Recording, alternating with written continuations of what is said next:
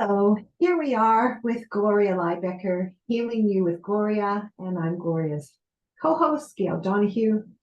And Gloria, I was wanting to just have a conversation with you about a concept that we've talked about as part of the program, and that has to do with separation. You know, looking at who you are as being separate from what you might do, Yeah. or how you might think, or how you might feel. Because I see this idea of separation as something that's been really impactful for people, for athletes that I've worked with, for coaches that I've worked with, when they're not able to see themselves and the identity of who they are and who they are as a being separate from what they end up doing as a result of their performance or their competition. And that ends up really impacting them in not being able to see it as separate. And I'm also seeing that in the clients that I work with as well, that they see themselves, their identity is what other people think of them or whatever they might do. And of course, it leads to problems. So can Yeah. you just chat with me a little bit about that? I just Yeah. find it fascinating.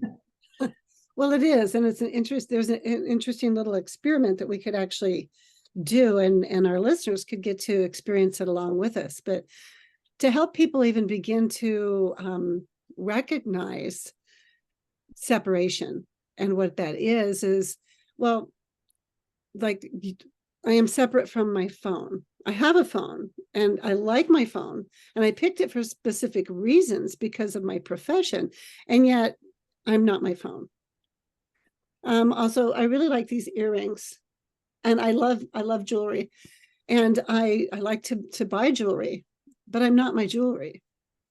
And Mhm. I have a nice Jeep. My husband got it for me. So it goes nice in the snow and stuff. And it looks pretty sleek and stuff. And, so it could be easy for me to have some of my identity caught up in my vehicle. You know, Mhm. I'm kind of, I can get out there in the weather and I can be kind of rugged, but I can still look sleek and gorgeous. And I mean, those are all different ways that people can get their identity caught up in with things they have or things that they want or things they want to achieve. So, do you have a little puppy in there or something? Yeah, there's something a little puppy that's coming here. So That's cute because I could see your hand moving. So, yeah, but so if people think about, well, if you were a car, what would you look like? So they want to have their identities kind of keyed in with that. But when we start to actually create things and we accomplish things, to be able to recognize that that's something that we have accomplished and we've maybe made an impact in the world, but it's not who we are. Mhm. Yeah. So I take it to the level too that, I have this body, but I'm not this body. I have Yes. these thoughts, but I'm not these thoughts. Yeah. And I have these emotions, but I'm not these emotions. No, but each one of those things has an energy quality, has energy and information flow that actually is in service of our life when we can slow down and we can actually get present with it, Mhm. which comes back to really coming back to our heart and into that way of being present and to be able to recognize something instead of being that something. Yes, yes.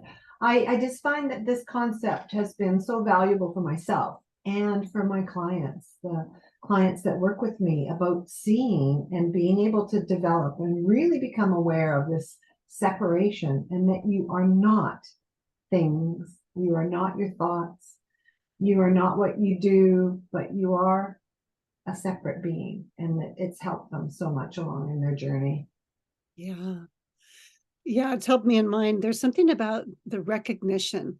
I was just mentioning that with a client earlier today, and how important it is to develop your capacity to be able to recognize these different concepts, even, and to Yeah. know that separation is a concept, but do we really understand it? Do we have a shared definition of it so that we can even have a conversation around it? Yes, exactly. And one thing I want to mention as well is that I I think when we talk about it, let's say in looking at emotions, because they can be a big driver of our behavior and our thoughts, as we've talked about. But when we're looking at this concept of separation, it doesn't mean that we repress those emotions or we totally, you know, envelop them and adopt them and they're everything, but we just look at them as separate and they're there as a normal human process.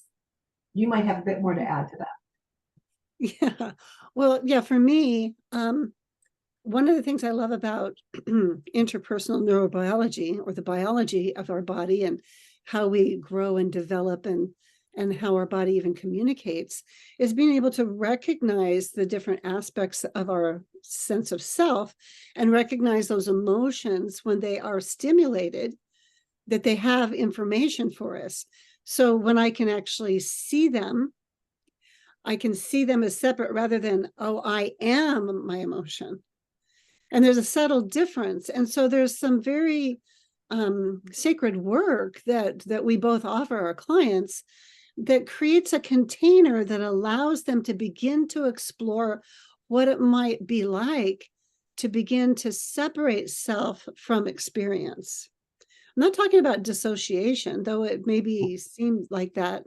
But it is a separation of, we need what's termed as differentiation and linkage in order to really be self-connected in that way.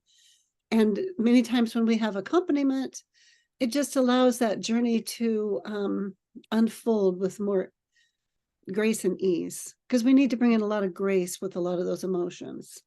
Yes, we do. And as human beings, we're hardwired to be with others. So it makes so much sense to do it this work with accompaniment. Absolutely. Yeah, it's quite a journey, this life. It is. It is. Well, Gloria, thanks for having that chat about this concept of separation. And we can talk more about this next time when we get together because it's such a fascinating topic. So thank you so much. Yeah, thanks, Gail.